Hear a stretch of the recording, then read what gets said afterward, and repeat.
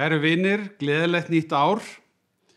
Það orðin reglan frekar en undantekningin að náttúruöflin beri hæst á þessum tíma ársins. Eins og við þekkjum þá höfum við undanfarin ár mátt glíma við aurskriður, snjóflóð, óveður sem víða hafa sett daglegt líf úr skorðum.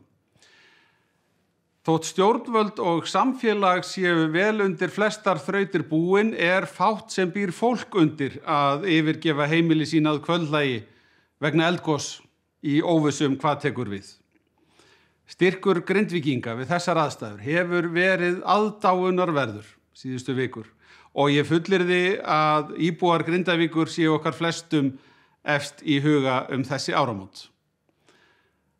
Snör handtök við byggingu varnargarða sönnuðu gildi sitt þegar gos brast á með litlum fyrirvara að kvöldlagi þann 18. desember. Það hefur enda löngum verið styrkur okkar Íslendinga að geta brugðist hratt við óvæntum aðstæðum. Þótt framvindu mála sé erfitt að fjölyrða þá eitt víst. Við munum standa með Grindvíkingum af fullum þunga, eins lengi og með þarf.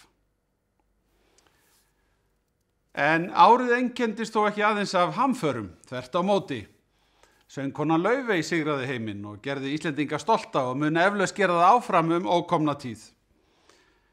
Frumkvöðlar fyrir vestan seldu íslenskt hugvit fyrir á annað 100 milljarða og sögðu hvergi betra að vera nýsköpunarfyrirtæki en einmitt á Íslandi. Nýjar atvinnugreinar héldu áfram að vaxa og Íslendingu fjölgar sem aldrei fyrr, það eru sannarlega góðar fréttir. Nú í haust mælti ég fyrir 11. fjárlagafrumvarpi mínu og það ánægjulegt hve kraftmikill viðsnúningur í ríkisfjármálunum þessi misserin. Síðustu 2 ár afkoman tæplega 200 milljörðum betri en gert var ráð fyrir. Nýlega var lokið við álagningu lögaðila vegna ársins 2022. Hvað kom þar í ljós? Jú, skatttekjur ríkissjóðs tóku hressilega við sér en tekjuskattur lögaðila hækkaði rúmlega 40% frá fyrra ári. Gjaldskyld félög hafa aldrei í sögunni verið fleiri. Það því að skila sér ríkulega tilbaka til ríkissjóðs að hafa staðið með fyrirtækjum og heimilum í heimsfaraldrinum. Og í stóra samhengi efnahagsmálana eigum við að læra af þessu að það sem öllu skiptir að hér sé kraftmikið atvinnulíf og almenn skilyrði til verðmætasköpunar. Ekkert veitir betri tryggingu fyrir traustum tekjum ríkisins til að standa straum af sameiginlegum verkefnum. Og þessi vísa verður aldrei of oft kveðin. Því þótt ótrúlegt megi virðast enn að koma fram kenningar að það sem þurfi til frekari framfara séu hærri skattar og fleiri skattar. En við feldum slíkar hugmyndir við lok þingstarfanna fyrir jól, en verðum að gera ráð fyrir því að þær skjóti aftur upp kollinum á árinu og líka á næsta ári og jafnvel á hverju ári alla framtíð. Þá þurfum við að vera á varðbergi. Betri afkoma ríkissjóðs og mikill hagvöxtur hefur tryggt hagstæð skuldahlutföll með því léttast byrða landsmanna, skapaður jarðvegur fyrir frekari skattalækkanir í framtíðinni og tækifæri til að fjárfesta af enn meiri krafti í innviðum okkar allra. Nú verðbólga farin að minnka að nýju.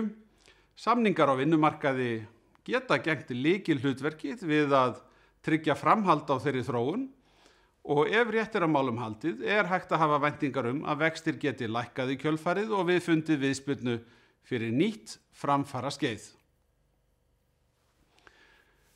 Kæru vinir, fyrir ári síðan hóf ég ávarp mitt á því að ræða miskunnarlausa innrás Rússa í Úkraínu.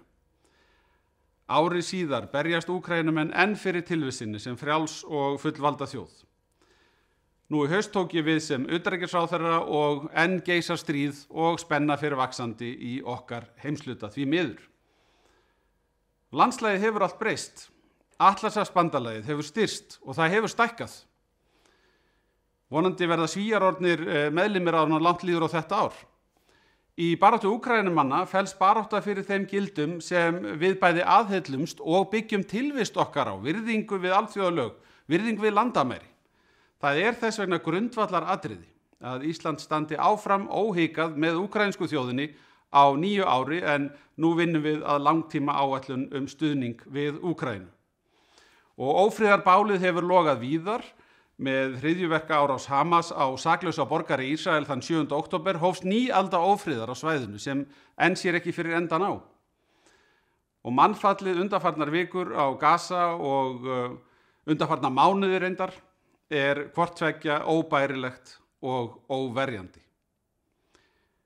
Ísland hefur beitt sér af fullum krafti á alþjóðlegum vettvangi fyrir vopnahléi, aðgengi neyðaraðstoðar, lausn gíslana og undantekningarlausri virðingu við alþjóðalög. Þetta höfum við gert og munum áfram gera með stuðningi og eftir atvikum meðflutningi ályktana í Sameinuðu þjóðunum, auknum fjárframlögum til mannúðaraðstoðar, þátttöku í alþjóðlegum fundum og tvíhliða samskiptum við stjórnvöld á átakasvæðinu. Þessu munum við öllu halda áfram á árinu. Með þá von í brjósti að það skapist friður til þess að byggja upp lífskjör á svæðinu. Þótt við lifum í friði hér á Íslandi eru átök síðustu missera okkur áminning mikilvægi öryggis- og varnarmála. Enginn eyland í þessum efnum. Aðild okkar að NATO frá 1949 og síðan varnarsamningurinn frá 1951 voru einhver mikilvægastu skref sem við höfum tekið til að gæta vörnum okkar og öryggi. Að þessum ákvörðunum búum við enn. Öllum má ljóst vera að breytt heimsmynd kallar á að við, líkt og aðrar þjóðir, öxlum okkar ábyrgð. Og það getum við gert með margvíslegum hætti, bæði sem traustur samstarfsaðili bandaþjóða en einnig með beinum framlögum eins og færanlegt hersjúkrahús sem afhent var í Úkraínu í samstarfi við Eista og Þjóðverja í nóvember gott dæmi Á nýju ári mun ég beita mér fyrir því að við, líkt og önnur bandalagsríki, leggjum meira af mörkum í þessum efnum. Síðustu ár þá höfum við tekið á móti drjúgum hópa fólks á flótta. Þeir sem hafa fengið alþjóðlega vernd á Íslandi hafa verið duglegir við að leggja sitt af mörkum og auðga samfélagið. Framhjá því verður á hinn bóginn ekki litið að kostnaður okkar við að halda utan alla stjórnsýslu, þar með talið uppihald áður en niðurstaða fæst í umsókn vegna alþjóðlegra verndar, farin úr böndunum, því miður. Og við því verður að bregðast með markvissari hætti en sátt hefur tekist til þessa. Í því sambandi einnig óvarlegt af Alþingi að ákveða að hér skuli gilda sér íslenskar reglur sem stuðla að opnara kerfi en þekkist í nágrannalöndunum. Kæru vinir, mig langar að lokum að tala tækifæri. Við áramót gott að líta framvegin leið og maður lítur öxl. Á komandi ári fögnum við 30 ára afmæli EES-samningsins sem markaði vatnaskil fyrir íslenska þjóð. Tækifærin sem hann opnar til búsetu, viðskipta og frjálsrar farar hefur verið meðal helstu drifkrafta framúrskarandi lífskjara okkar Íslendinga. Á tímum vaxandi einangrunar og verndarhyggju víða hefur sjaldan skipt meira máli að standa vörð þau gildi sem felast í EES-samningnum. Því fer þó fjarri að tækifærin komi öll frá Brussel þvert á móti. Þau eru svo miklu víðar, sóknarfærin og grunnur enn betri lífskjara liggja allt í íslensku samfélagi, sjávarútvegurinn, og þá ég ekki bara við veiðar og vinnslu heldur allan klasan. Svo græn orkuöflun í vatni og vindi, hugverkaiðnaður, fiskeldi, matvælaframleiðslu í sveitum landsins og ferðaþjónusta. Þetta allt greinar sem eiga mikið inni, með tilheyrandi ávinningi fyrir landsmenn alla í framtíðinni. Víða erum við langt komin en annars staðar erum við of skammt á veg komin. Sums staðar upplifum við byrjunarörðurleika, vaxtarverki eða festumst í viðjum málþófsjafnvel. Við verðum einfaldlega að gæta þess að sofna aldrei á verðunum því ella ganga okkur tækifærin úr greipum. Verum stórhuga á nýju ári, grípum þessi tækifæri og byggjum saman enn sterkara samfélag á Íslandi. Gleðilegt nýtt ár.